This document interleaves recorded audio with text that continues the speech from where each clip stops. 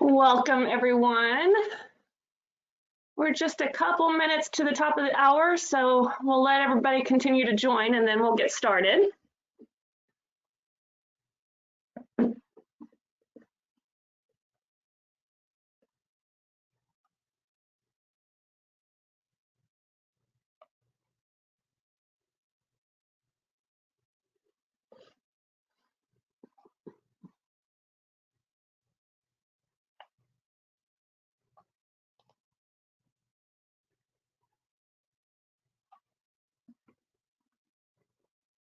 All right, I have 1 o'clock on my end, so we'll go ahead and get going.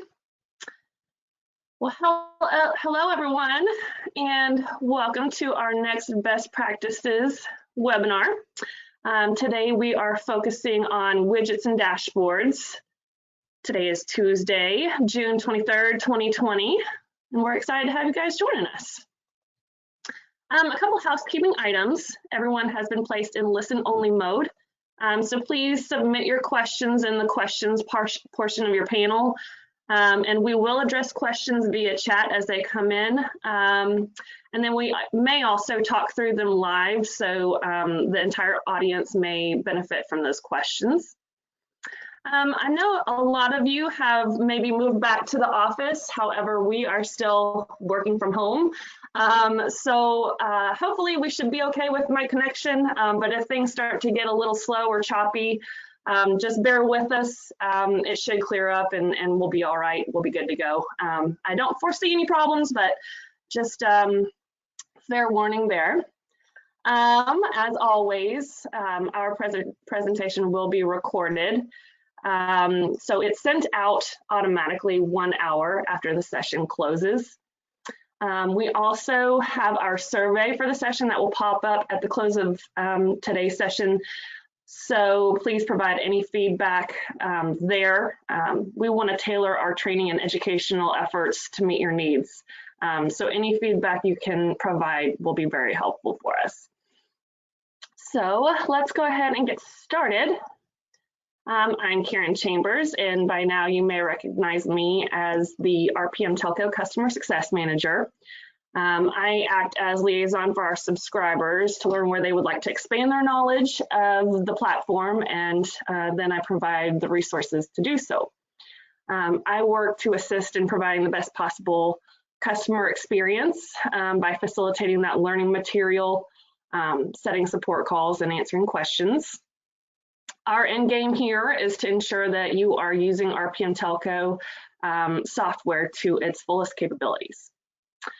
So assisting me today, I also have our account executives, Jackie and Colton, and they will be working the questions that come through chat. So feel free to ask and send questions in as we go. No need to wait till the very end at live Q&A.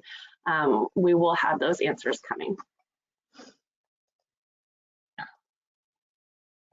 All right, so today we will be talking through the following topics. What are dashboards and widgets? What are common widgets and best practices to use those widgets? How to create widgets and dashboards from scratch, along with how to copy a widget, how to edit an existing widget, and then address any remaining questions that you might have. We'll go through the Q&A. Okay, so let's go ahead and jump into dashboards and widgets. All right, so I'm going to be walking through our demo subscription here, and hopefully we have plenty of data to help us along while we create these widgets. Keep in mind, we have folks on this call from both ends of the spectrum as far as knowledge and comfort with the software. So please bear with us if some of this content is more on the basic side. Some of the things we'll get into are a little bit more complex, but we want to address both ends there. So let's start out with the why. Why do we want to create a dashboard? So dashboards provide customized shortcuts for subscribers to access quick data, data summaries, initiate forms such as starting an opportunity or order, and even offer illustrations for different data sets. So I am logged in here as a super user and have access to all the different staff group dashboards that you see along the top here. And we will take a look at these individually in just a bit. But for now, I'm going to start by moving into setup so I can easily toggle between the different dashboards. So a quick way to get to your dashboard setup is by scrolling to the bottom here. And that will take you directly into your dashboard setup. And a lot of you may be familiar with going through setup here, and that works too. It's just a couple extra clicks. Okay, so let's talk through the difference between the staff, agency, and customer default dashboards. So over here, this left drop-down menu is helpful in toggling between different dashboards without even having to leave setup. So your staff user default, this is the dashboard for any internal staff that does not currently have a dashboard set up for their user role or is not also thrown into a staff group. Okay, this is what they would see by default if nothing is set up for them otherwise. If we go into agency user default, this is what your sub-agents would see when they access your RPM telco subscription. So we have shortcuts for starting an opportunity, viewing their current opportunities, starting orders, etc. Of course, your staff default dashboard is for internal use only, and this is going to be for your external use.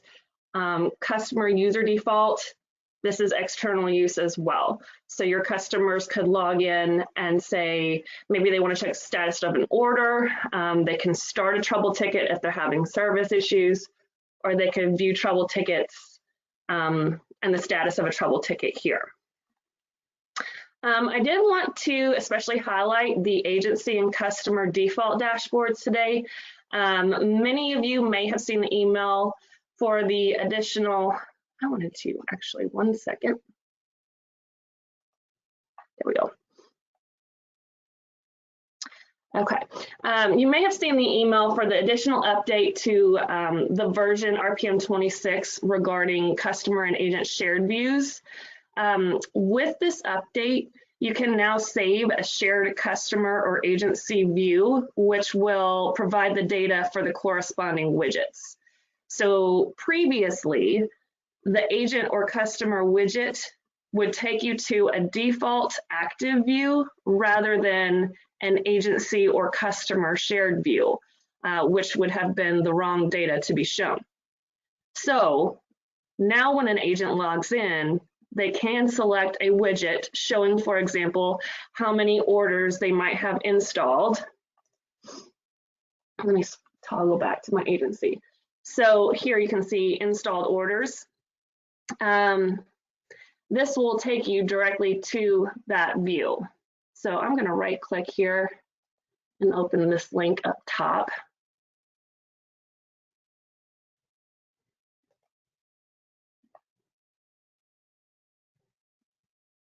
And it would take you to the view of the installed orders, okay? On the other hand, a customer can log in and now see their specific data, such as status of their order or maybe check on a trouble ticket, as I mentioned earlier. And I'm going to go into more detail on the agent and customer shared views that fuel these widgets in just a bit. So as for the role and group dashboards, typically staff role dashboards are created for a particular user and will replace the default dashboards. So this is your staff dashboard here, but you've got your role dashboards and your staff group dashboards here.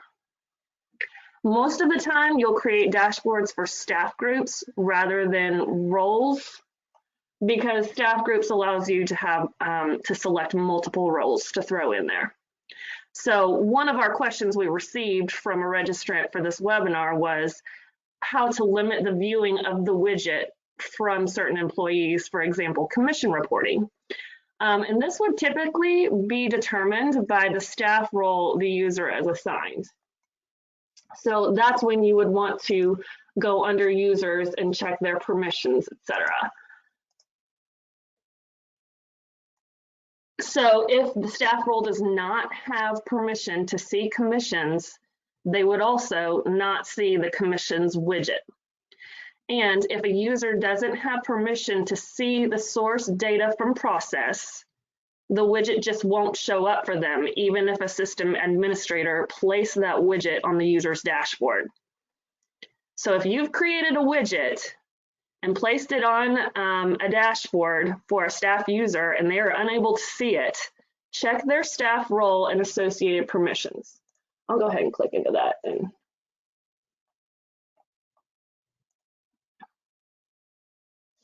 So you'll want to check their different privileges and permissions down here to be sure, okay? All right, so let's go ahead and add a dashboard. So we'll scroll down, we'll get into setup, and let's select add a dashboard. So you will only see the roles or groups that do not already have a dashboard available in this drop down here. So you can see that there's only 2 left that don't currently have a dashboard for them. So we could say order entry person. Then you've also got the option here to copy widgets from an existing dashboard if you so choose.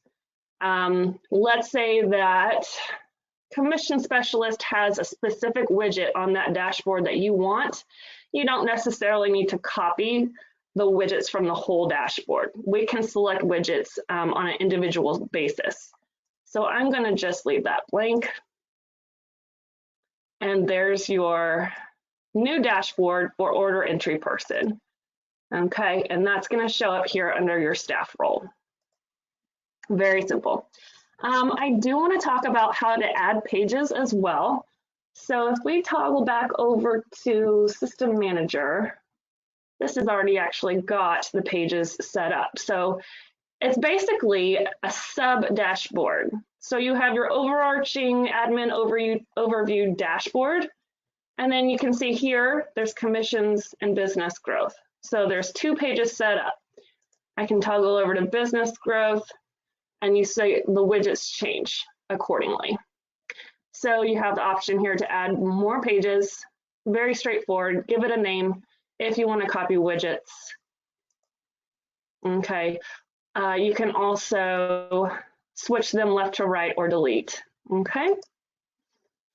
To take this a step further, we've also got on this particular page, we have the option filter by product category.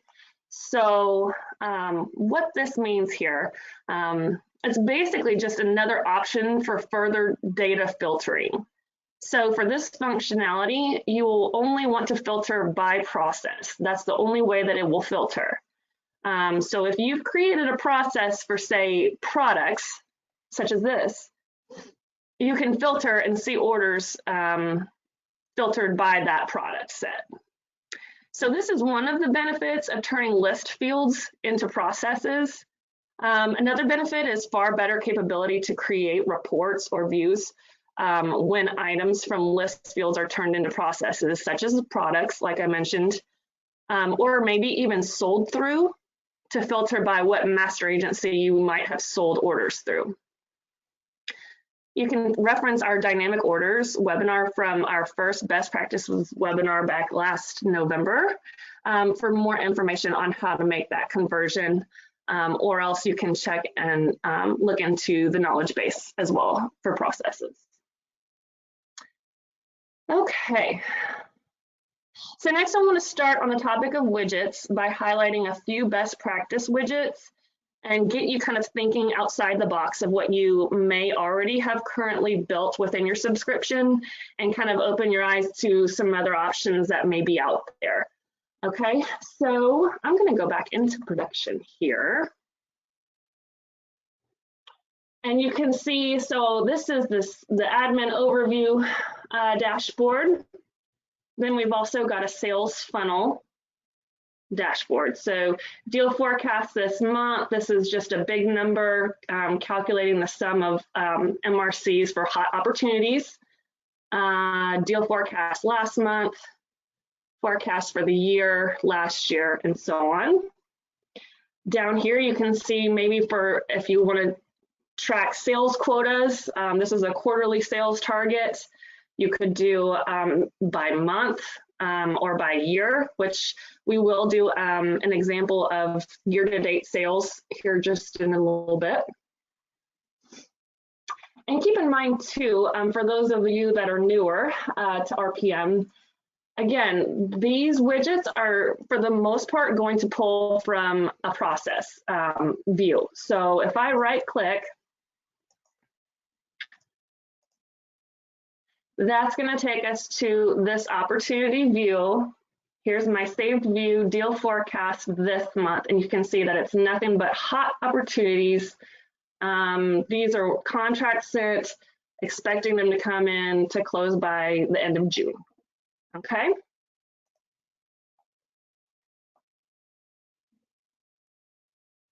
All right, let's move over to operations.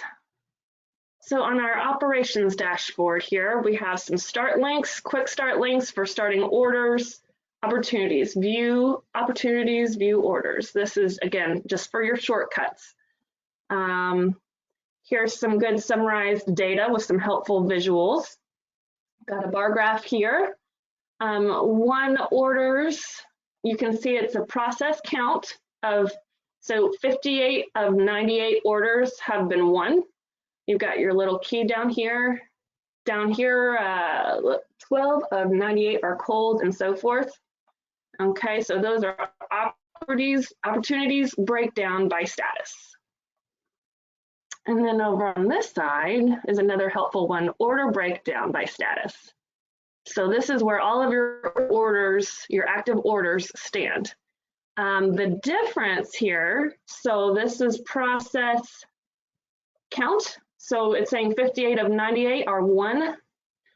Over here, we're actually calculating the revenue. So it's telling us how much revenue is in each of these status levels.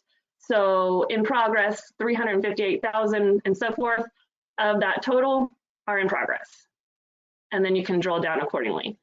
If you actually select one of those, it will take you to that status view. So I think that was also another question that had come in through the registration questions was, can you select the data set from the widget? And you absolutely can. So you can not only just hover, you can actually select it and click into it to view that. Okay. So I mentioned that this is a process count, and this widget over here is process breakdown. Those are the pattern types of widgets, and we're going to get into a lot more detail of that shortly. So let's see. Next, under supplier and agent performance dashboard, you'll see some helpful rankings to better understand where your sub-agents are performing. So top agencies this month, top 10 installations by agency, top suppliers year to date. We've got another order breakdown by supplier, okay? And then we also have an internal dashboard on the very end here. Start commission inquiries, start trouble tickets, view tickets, personnel files. Okay, just a couple more ideas there. And I didn't want to get too far into the weeds, so let's just start by creating an easy widget. You can get to the widgets page by the setup at the bottom, taking you to your dashboard setup, and widgets is always going to live right here under your dashboard setup since the widgets live on a dashboard anyhow. Okay. All right, under your widgets page, all widgets that have been created will fall here. So you'll see the pattern type listed, the process that it's pulling its data from will be listed, and then also what dashboards that widget is currently living on will show here. So for example, this actions widget is on the admin overview dashboard on the commissions page. And then from there, it's also on the agency user default and so forth. Okay, your add a widget button is right up top. Okay, and this is where you'll select the pattern of the widget that you're wanting. A lot of these are pretty self-explanatory, but if you have any questions on which pattern to choose, there are several articles and screenshots in the knowledge base if you just want to search the specific pattern you're considering. It'll show you exactly what that pattern will do, and you can decide if that's the one that you're looking for or not. All right.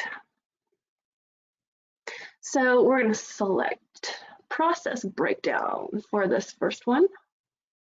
Okay, so your widget name, this is for internal use versus the display text, which is what will show on the actual dashboard. So a helpful hint here, a best practice, we always recommend listing first if it's going to live on the agent or customer dashboard. You might want to type agent, or I have an example right here, agent, and then the pattern name, and then what you're using it for, what the data consists of. So this helps you down the road when you're trying to maybe edit an existing widget or you're trying to find an existing widget. These things will help you discern exactly what widget does what, okay? So for this example, we are going to do process breakdown. Let's do this one, demo orders by status. And then our display text is just simply going to be orders by status. Let me back up here. I didn't specify agent or customer because this is an internal staff widget here. The process it's pulling from is going to be orders. We are doing an orders by status widget. The view that we're going to pull from, for now, we're going to do a simple one. So it's the active view. We want to see all orders, you know, whether they're complete, whether they're canceled. We want to know everything. And then the field that we're filtering by is status. And again, so I mentioned it earlier with one of the widgets, it was calculating how much revenue was associated with each status level. This one I'm going to keep simple and just do view count, but keep in mind this is where that change could be made. If you wanted to calculate that revenue associated, you would simply just select the MRC. And we have several different MRC options here, but you should just select your original MRC that you're working off of. And then you have the option for sum or average. We'll just leave it as sum. And over here, you can select update to see what it's looking like. We want to get a little fancier. So let's go ahead with a pie graph. And then we can hit update. And there she is in all her glory. So let's see. Oh, I did select MRC, didn't I? So I'm going to go back to view count. Update. And it changed just a bit, didn't it? 45 of 138 in progress. Okay. All right. So we'll select OK.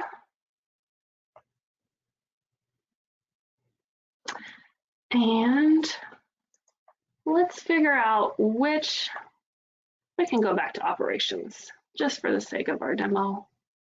Click into setup. Now I need to just place that widget.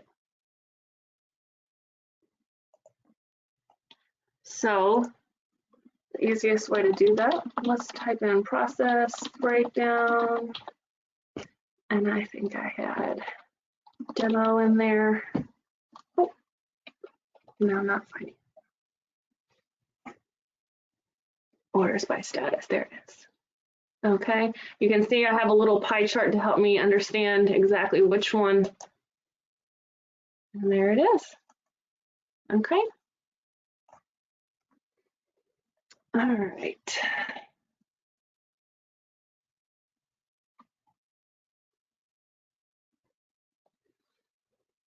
All right, so let's walk through adding a year-to-date sales widget per a subscriber's request from their registration questions.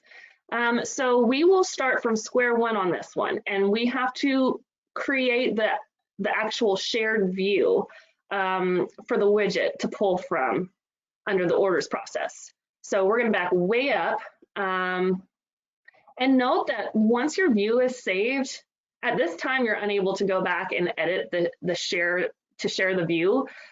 So make sure you do it while initially creating the view. It's not too hard to just trash it and start over, but we don't want to do that, right? All right, so here you can see I've got my active view that is all orders. We want to add a view. Okay. And again, this is where you want to make sure it's shared because you can't go back and edit that part.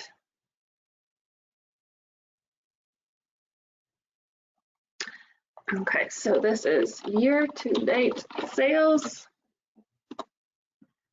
And okay.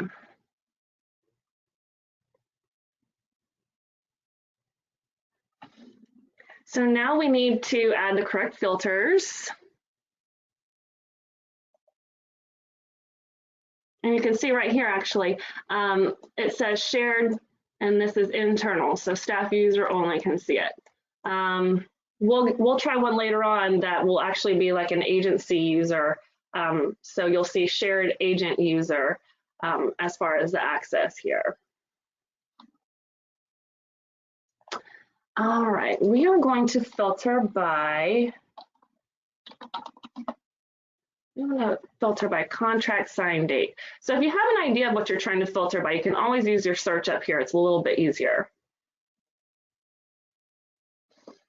And we want past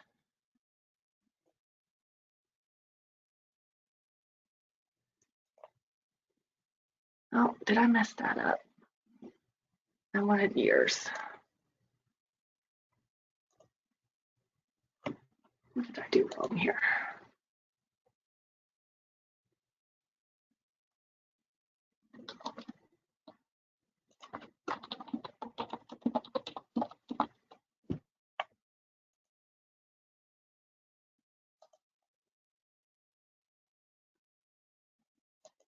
It was year, my fault. So past 0 years ago.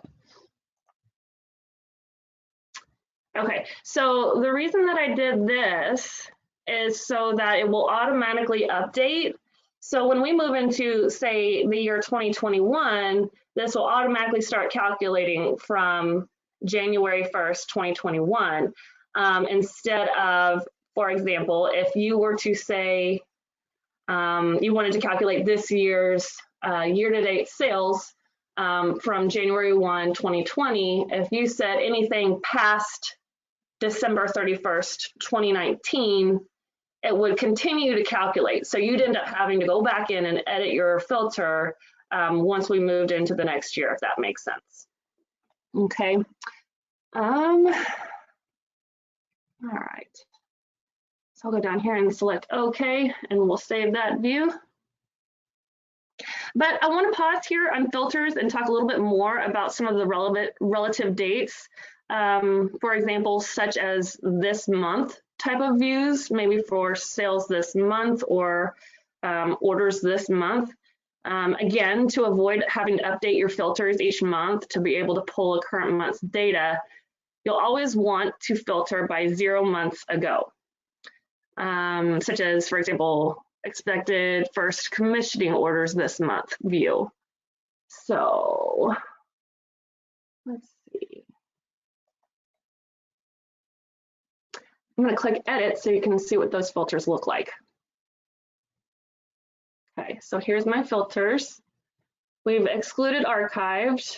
We've limited to expected first commissions 0 months ago. So that'll continue to update each month and put you in the current month. And we have just some data in here for demos purposes. But that's what that would look like.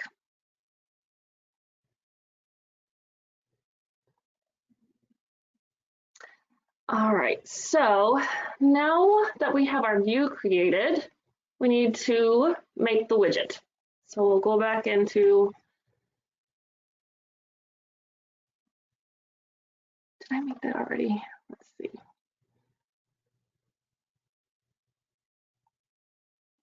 Let's get back to, yeah, all right.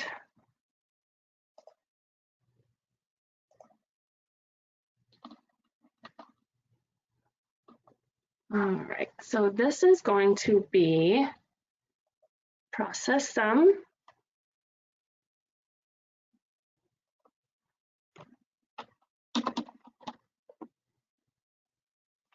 And as before I mentioned, we want to have our pattern name and then what that widget is for.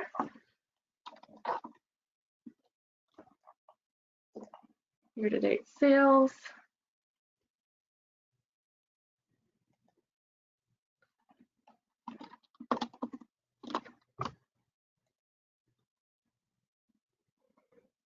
Okay.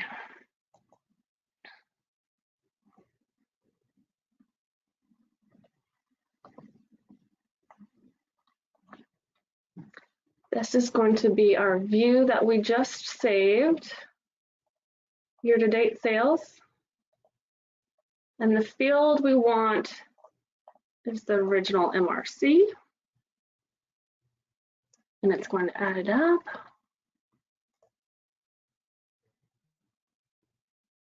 So there we go. We have our year-to-date sales and a big number right there. Okay.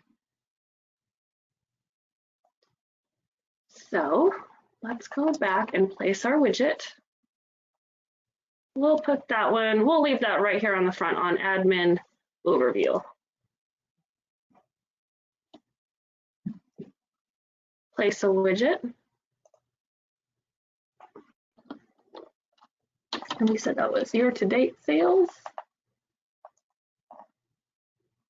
And there she is. I want to go back into production here. All right, there's our year-to-date sales. So let's say you have a quota that you're looking to hit, an annual quota that you're looking to hit, just to keep this one simple, rather than going back and creating a quarterly or a monthly. We'll just edit this year-to-date sales widget.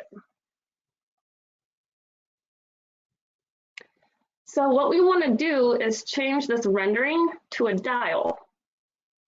Okay, then we need to set the parameters for that. So in this example, we'll just say the high-end best case scenario is if 25,000 was sold.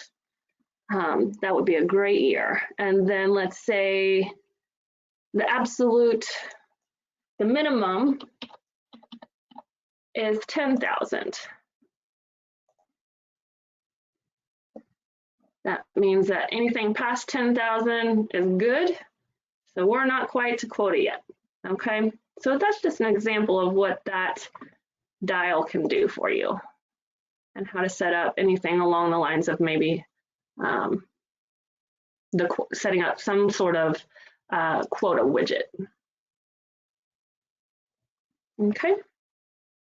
So now that we have a better understanding of how widgets are used and where they pull their data from, let's take a closer look at the Asian dashboard the associated widgets and their views. So I actually have to go into setup in order to be able to see that right now, since I'm logged in as a super user. So as I mentioned earlier, you have quick, helpful process start links over here to the left. But I wanted to dive into the process count widget for the install orders. So let's click edit and check that out. Again, best practice tip here is to clearly indicate that the widget is for agents right off the bat and identify the widget pattern, just like we did here. And again, you can see that this is pulling from a shared view from an agent shared view for installed orders. Okay, this is where you specify that. Okay.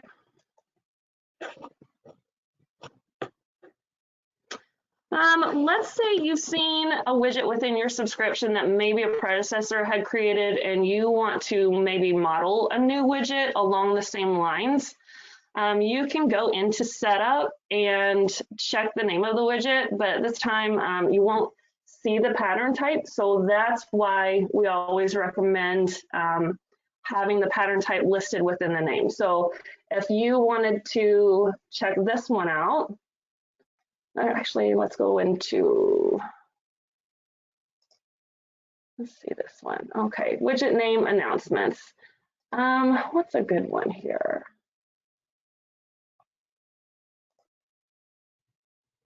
Okay, so this one says process start link commission issue. So you can check it this way to see what type of pattern this was, whoever had created it for you, and you can model it that way. So you know you need to go add a widget and use the pattern process start link. Okay, and let's say that your predecessor may not have added the pattern name. You can also go into widgets this way and check out your different patterns here. So if it doesn't say estimated, well, that's a good one, estimated increase in MRC per month, that is a process widget, okay? That's why it's just so important to list the pattern name within the widget, just for easy clarification. Another best practice is in regards to the announcements widget. I actually did just touch on that. Let's see if I can get back there. Right here. So for this demo, we actually have the announcement widget living on the agency user default dashboard. You are actually only allotted one universal announcement board. So whichever dashboard you place this widget on, it will have the same announcement across all the different dashboards. So since you only get one announcement widget, choose your message and associated dashboard wisely, as anyone will be able to see it. So for example, this is for external purposes, primarily for sub-agents. So you wouldn't want to have internal messaging for your internal staff on this widget. If you did, you would want to remove this from your agency dashboard. Makes sense? All right, so let's switch back to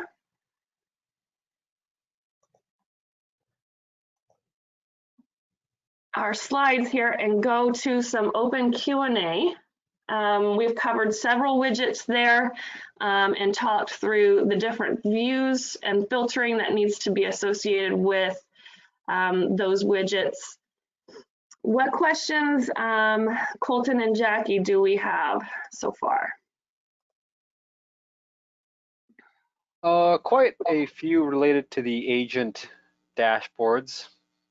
I just want to clarify some things about it. Okay. So the agent dashboard, all of the views are shared between all of the agents. So when you're creating views for the agent users, make sure you give them a generic name. so they're not specific to a one agent. The views themselves for the agents are a little confusing when you're making them as a staff user, because when you make it as a staff user, you'll be able to see all of the, say, for example, order forms in that view. Whereas when the agent user logs in, it's already going to be limited or filtered by that agent user, controlled by the process settings. Of course, if you have the process settings set to read all for the agents, they'll be able to see everything. But normally, if you have it set to where only the agent users can only see the forms that they are participants of, just keep in mind that that is controlled by the process security, and you don't have to specify it on the view with the filter or anything like that. Yeah, and other than that, the widgets for the agent dashboards, they are also shared between all of the agents because there's only one agent dashboard currently. It's just the default agent dashboard, and you can't make any pages on it or create a custom dashboard for the agents just yet, but that is going to come soon. All right. Were there some more questions, or did that cover? Just one more inquiry related to the announcement widgets. That is, those widgets will be across the board to any dashboards that you apply those to. It is a feature request in our system right now to get a little bit more granular on that side of things and kind of customize based on the user as to who you want to see those announcements. Other than that, I think that's it. Okay. So what we're going to do now is I'm going to do a soft unmute. GoToWebinar requires for an extra step for you guys to unmute yourself if you have another question. So I'm opening up the floor. I'm unmuting all on my end. And then if you have a question, go ahead and unmute yourself, and you should be able to ask your question.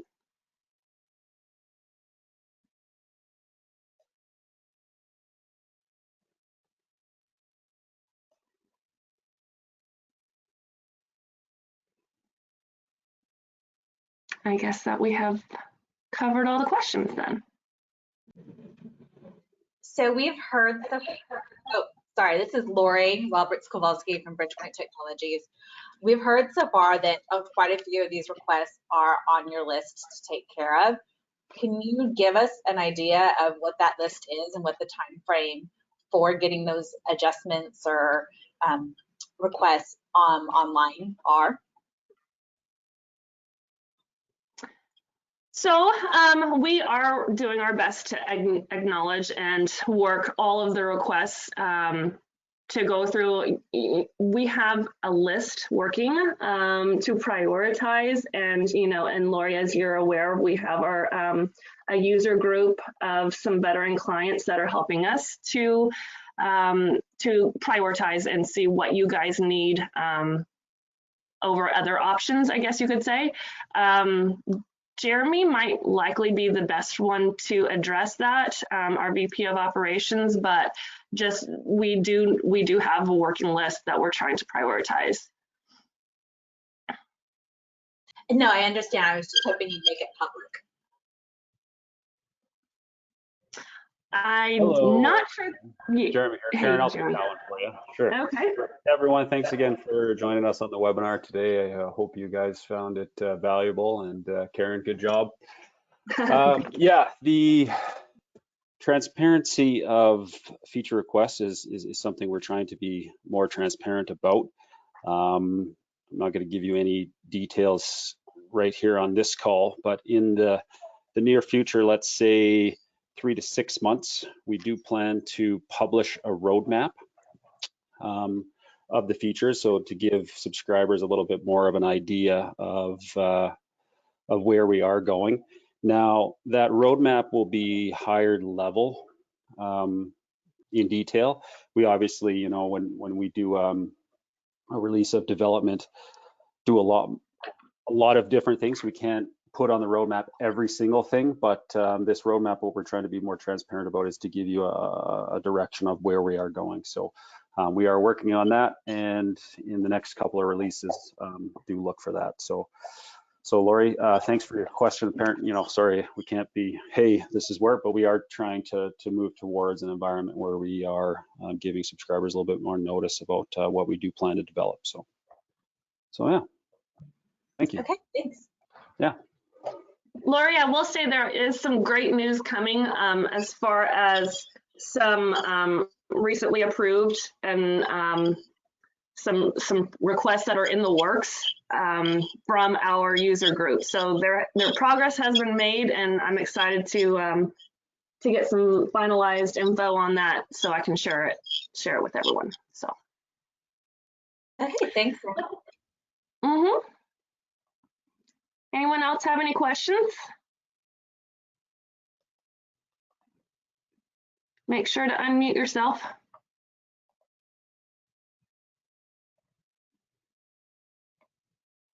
Okay. Well, as always, please refer to the knowledge base at support.rpmtelco.com for any sort of videos or tutorials on the patterns and things that we covered today. Hopefully you guys found this fruitful. And as always, you have your support team. We're happy to help if you want to just shoot us an email. If you start working on some widgets and you get hung up, we're happy to help. So just shoot us a note and we'll get right back to you. And then lastly, please, any info that you might want to provide at the close of the session, we have our survey that's going to pop up. But yes, the recording will be sent out in the next hour. And we look forward to some input on maybe what you guys might want to see on the next best practices webinar. So thank you everyone for joining, and I hope you guys enjoy the rest of your afternoon.